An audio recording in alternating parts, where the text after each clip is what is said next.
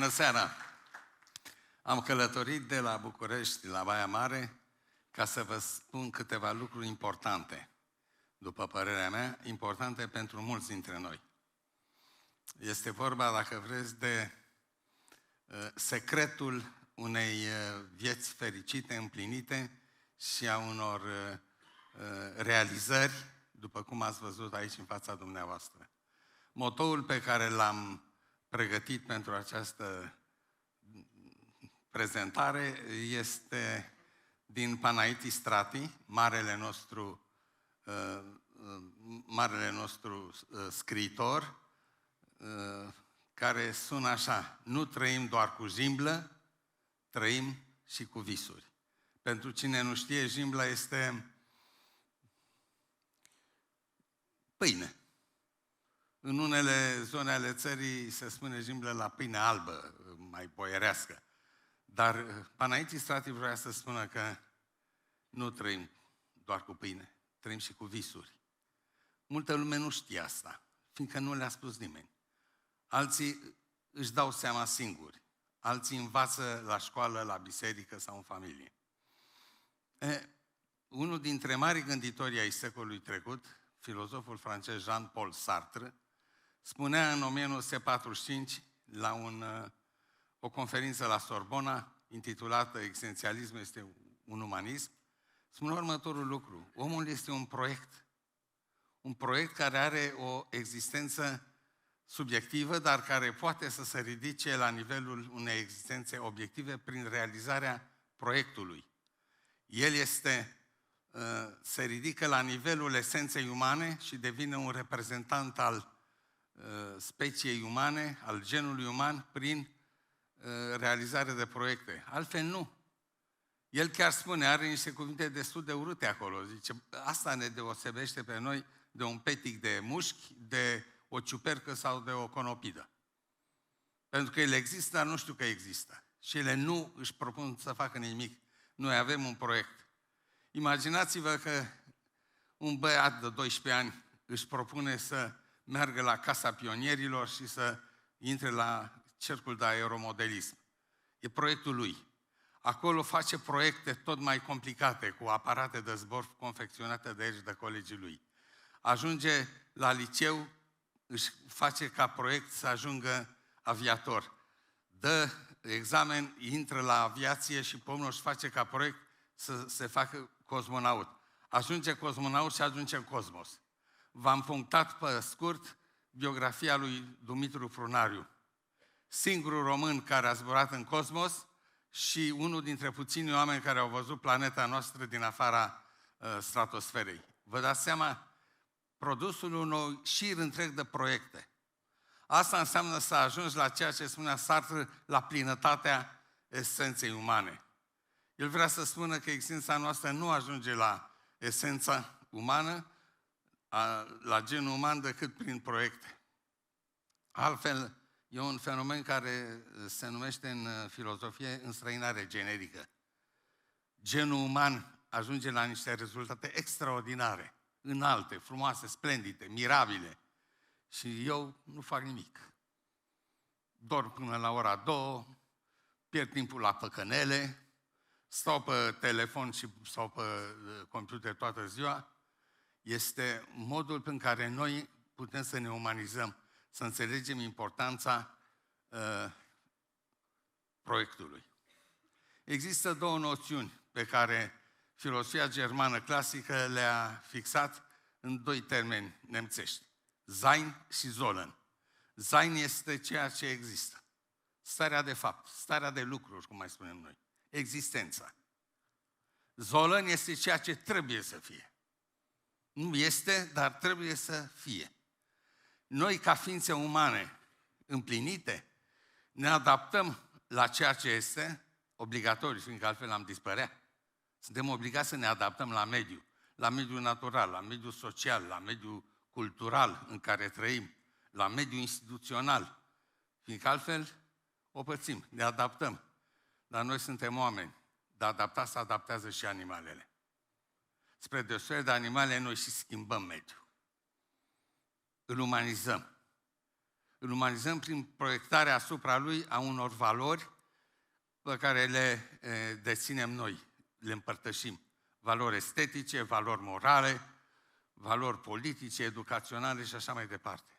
Iată de ce această dublă natură a omului între Zolan și Zain ne face să fim o ființă cu două aripi. Uitați-vă așa, două aripi. Altfel n-am putea zbura. În momentul în care o aripă dispare, rămânem o ființă ciuntită. Herbert Marcuse, un mare gânditor din curentul Școala de la Frankfurt, a publicat în anii 60 ai secolului trecut un eseu care a zguduit lumea. S-a numit Omul unidimensional. Arătând că în societatea de consum, omul este transformat într-o ființă ciuntită. Nu mai are proiect, are doar adaptare la mediu. Cum? Prin consum. Consumerismul este o ideologie, un fel de opiu al poporului care îl face să nu mai își dorească să fie nimic. Și atunci să facă nimic. Și atunci ce se întâmplă? Individul se reifică. Reificarea vine de la cuvântul latin res, lucru, lucruri. Te transformi în obiect. Fie într-o piesă a sistemului, fie într-un instrument pe care îl folosesc alții. Iată de ce este foarte periculos ce se întâmplă astăzi, la nivel mondial, nu doar în România. Are loc o generalizare progresivă a raționalității instrumentale, prin care cetățeanul este înlocuit de consumator și de spectator. Se vorbește pe de o parte de societatea de consum, pe de altă parte de societatea spectacol. Stăm și ne clizim. A apărut în 85 o carte în America, a unui sociolog american, se numește Să ne distrăm până la moarte. Până murim ne distrăm. Altă treabă n-avem pe lumea asta. Oameni fără proiect. Oameni ciuntiți. Oameni unidimensionali. Omul în plenar este un om cu două dimensiuni. Zolan și Zain. Zain și Zolan. Și reușește să facă echilibru între cele două. Ce înseamnă însă un proiect realist? Pentru că există și proiecte nerealiste. Proiecte în care ne introducem tot felul de iluzii despre noi înșine, o apreciere nerealistă a propriilor forțe, ne luăm dorințele drept realitate, altădată ne luăm dorințele drept posibilitate și putem să ajungem la proiecte nerealiste, care duc la eșec și eșecul ne demotivează și tot așa mai departe, până la depresie și toate complicațiile și consecințele ei. Pe de altă parte sunt proiectele realiste. Proiecte realiste unde există această unitate fundamentală între atitudini și aptitudini. A fost un mare psiholog român, Paul Popescu-Neveanu, care a definit în felul ăsta personalitatea umană.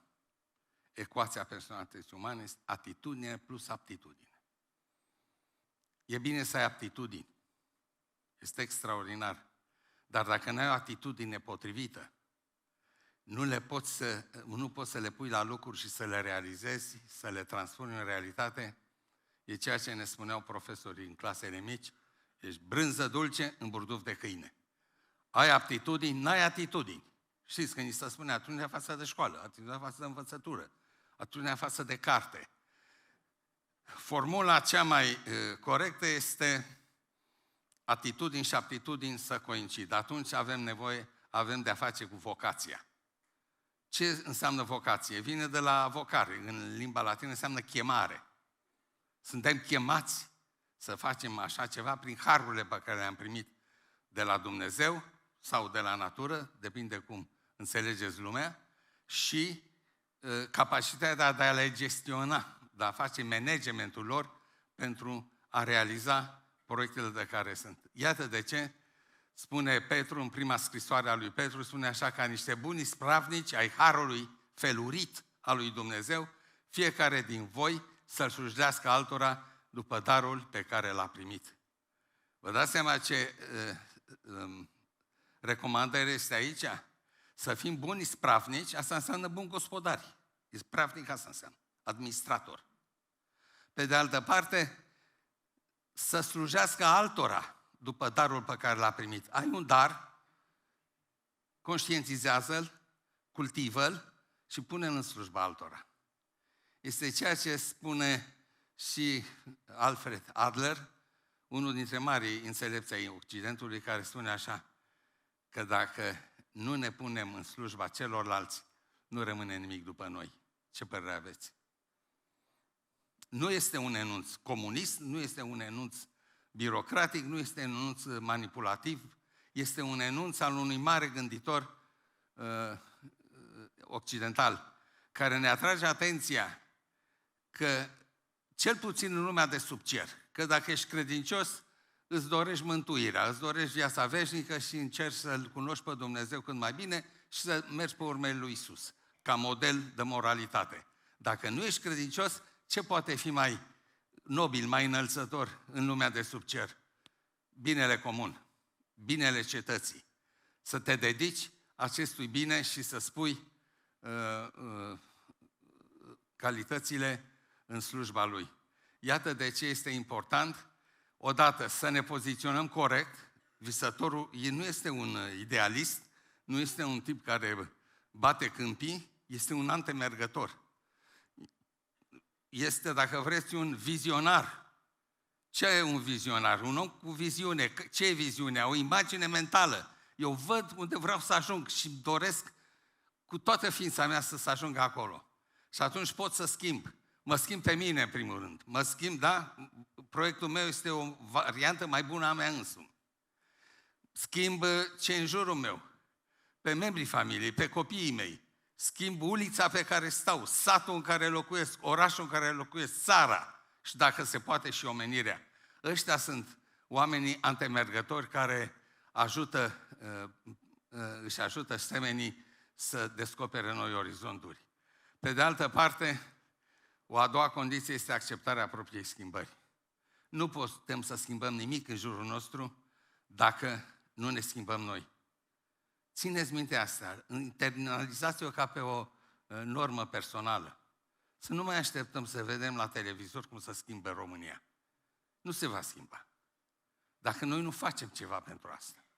Dacă nu ne schimbăm noi înșine, ne schimbăm modul de viață, ne schimbăm economia de folosire a timpului, toate lucrurile astea țin de schimbare. Iată ce spunea Gandhi, marele erou eliberator al Indiei, da? Care a inventat rezistența pasivă și a reușit să elibereze India de sub ocupația britanică. Fii tu schimbarea pe care vrei să o vezi în lume. Dacă vrei să vezi o schimbare, dacă nu, poți să te duci să te culci. Vorbim aici de oameni cu proiect. Aș cita acum din poezia lui Alexandru Vlahuță, Unde ne sunt visătorii, scrisă în 1901. Uitați-vă cât e de actuală, din păcate.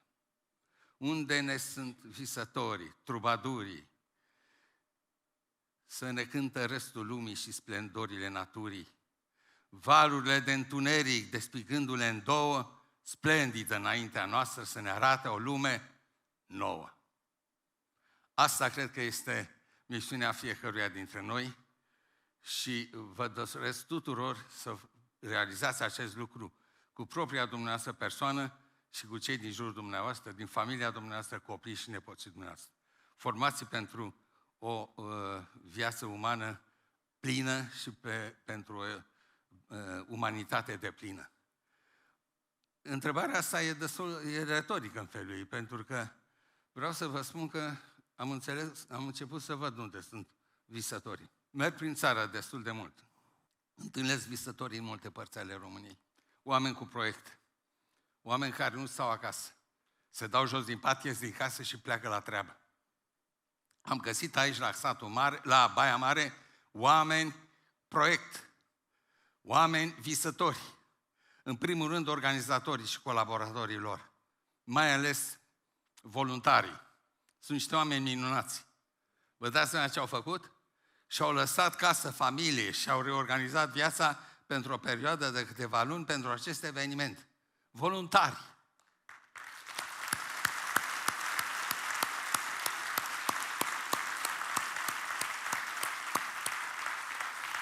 Vă dați seama ce oameni? Voluntariatul cred că este cel mai frumos, mai nobil fenomen care a apărut în România după 1989. E mirabil, pur și simplu. Împotriva unei psihologii de genul, stai mă jos că nu schimbi tu lumea. Hai mă că nu dai tu urâții afară din țară. Hai mă că nu-ți face nimeni statuie. Vezi treaba, adică o serie întreagă de înțelepciuni care ne îndeamnă să ne retragem meschin în viața personală. Acești oameni vin cu proiecte și contribuie la schimbarea României. La fel, cei care s-au perindat în fața dumneavoastră, cei care au vorbit în fața noastră. Ați observat? Toți au avut proiecte. Au avut proiecte, au proiecte. Au venit să vă spună ce au realizat. Au ce să spună. De ce? Sunt oameni proiect, nu sunt oameni care vegetează în rând cu ciuperca, mușchiul sau conopida.